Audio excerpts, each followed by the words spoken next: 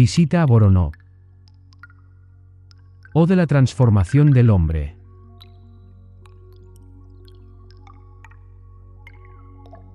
Niza, 17 de marzo.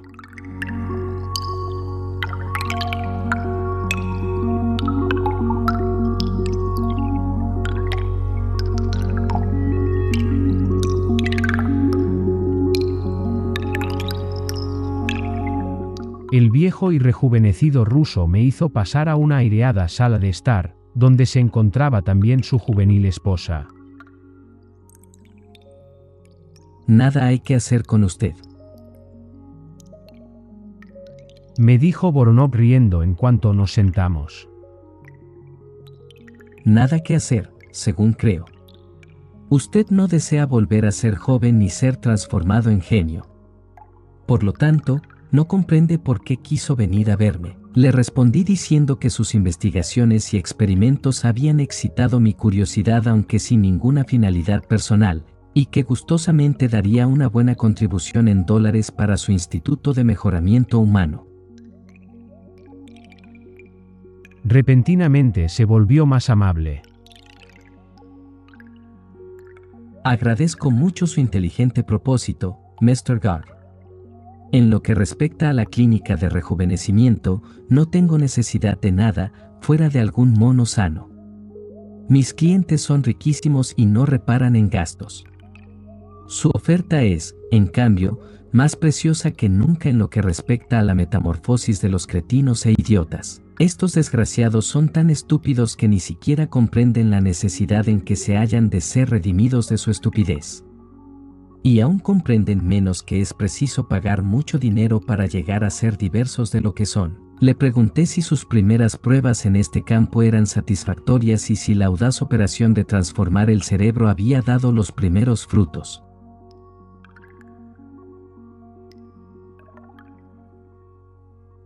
¿Me permitirá usted, R.? Respondió Voronov. Que por ahora guarde el secreto, porque de lo contrario diría algunos nombres de celebridades contemporáneas que le dejarían asombrado. Debe saber que mis experimentos para lograr un genio, o algo que se le parezca, de un cretino, son anteriores a los experimentos para el rejuvenecimiento que me hicieron conocer en todo el mundo. Acerca de la primera empresa callé hasta los últimos tiempos, aun cuando me enorgulleció y me divirtió mucho más que la segunda. Restituir a un viejo algunas características de la juventud es una operación más bien fácil, pero que trasunta su utilidad solo en favor del individuo tratado, es decir, la prolongación de su actividad sexual, y que no tiene larga duración. Muy diverso es el caso del cretino. Aquí podemos trabajar con cuerpos de seres muy jóvenes, habitualmente niños, y cuando la añosa mutación tiene éxito, el nuevo genio puede ser útil no solo para sí mismo, sino para toda la humanidad. Algunos escritores famosos, ciertos admirados artistas, varios pensadores de moda, en su infancia no eran más que pobres y obtusos retardados, recogidos por mí en los hospicios para niños deficientes. Llegaron a ser lo que son después de pasar por mis manos.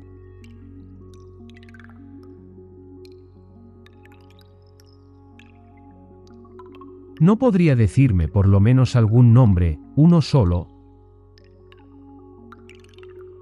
En verdad, no puedo, Mr. Gog, traicionaría, faltaría al secreto profesional y daría como bocado a la envidiosa plebe intelectual, un hombre famoso que me debe su valer. Esto, no obstante, si es usted un buen observador, no le será imposible hacer algunos reconocimientos. Gracias a mi ciencia y mi paciencia he realizado lo que los profanos estarían dispuestos a llamar un milagro. Pero debo confesar que mi obra casi nunca es perfecta. En esos cretinos convertidos en genios queda siempre alguna traza, a veces evidentísima, de su idiosincrasia original. Gracias a mis esfuerzos su cretinismo se sublimó mediante la exaltación de la locura y la exasperación del yo. Ciertas manías por tener originalidad a toda costa, ciertas extrañezas tontas y de charlatanes, ciertos accesos de imbecilidad presuntuosa, que se observan en algunos hombres célebres de nuestra época, para una mirada advertida son índices de los bajos y oscuros orígenes de esa artificial genialidad. He logrado hacer mucho, muchísimo, pero la naturaleza es engañosa y tenaz, la pobreza primitiva se trasluce, y con mucha frecuencia, a través de la grandeza intelectual así elaborada. Observe constantemente a las celebridades de hoy en día, con ojo atento y receloso, y quizá descubra algunas de mis imperfectas obras maestras. No puede imaginar cuál es mi irónica diversión, cuando en alguno de mis afortunados pupilos entreveo señales de regresión al cretinismo de antes, pero el público, acostumbrado a creer los seres superiores, aplaude y abre la boca, incluso cuando la recidiva de la imbecilidad es más escandalosa y patente que nunca. Es preciso que me excuse usted, pues se trataba en esos casos de los primeros esbozos y tanteos, modelados hace ya muchos años, cuando no poseía todos los recursos de la técnica. Los genios que estoy formando ahora, utilizando como base a lamentables idiotas, resultarán mucho mejores. Y no puede decirme nada acerca de sus métodos.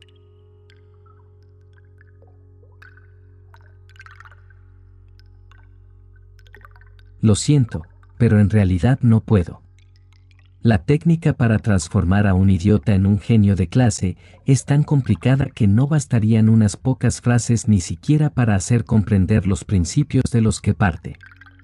Más bien les pondré la idea general que guió mi vida. Desde jovencito me sentí aterrorizado por el espectáculo de mis semejantes y de su mediocre y animal existencia.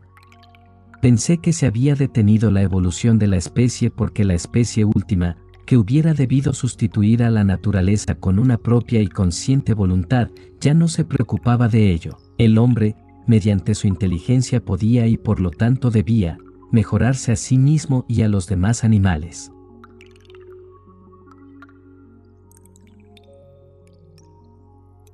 Por consiguiente, mi problema esencial fue la transmutación de los hombres. Esto había sido intentado por sacerdotes, por filósofos, moralistas, maestros, políticos, pero los efectos logrados siempre fueron precarios y esporádicos. Se precisaba la ciencia, solamente la biología podía dedicarse a rehacer racionalmente al hombre. Para comenzar me propuse hacer que los viejos volvieran a ser viriles y que los imbéciles se convirtieran en seres geniales.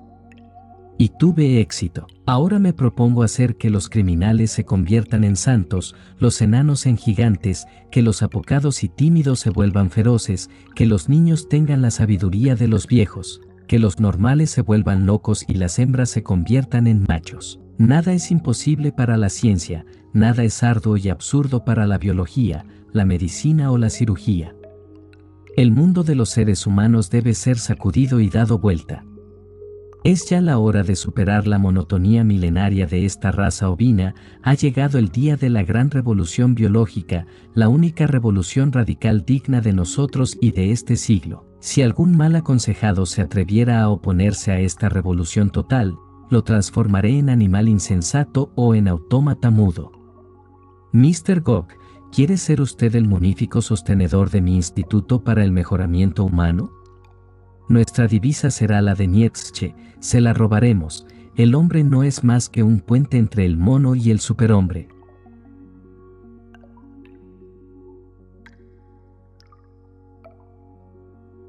A todo esto, mientras el profesor hablaba, se había puesto de pie, su rostro había ido adquiriendo un tinte rojo, gritaba y gesticulaba como un delirante.